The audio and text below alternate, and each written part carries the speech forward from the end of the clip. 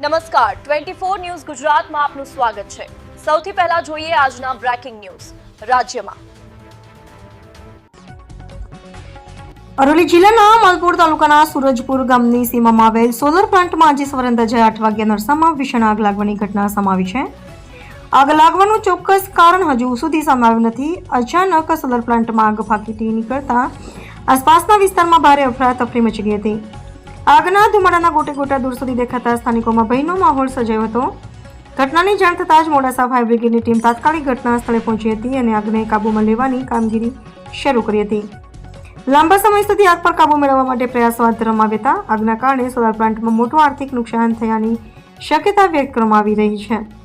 સદનસીબે કોઈ જાનહાની થયાની માહિતી હાલ સુધી મળી નથી। હાલ આગ પર સંપૂર્ણ કાબૂ મેળવવાની કામગીરી ચાલુ છે અને તંત્ર દ્વારા તપાસ શરૂ કરવામાં આવી છે। રિપોર્ટર અલ્પેશ ભાટિયા, અરવલ્લી।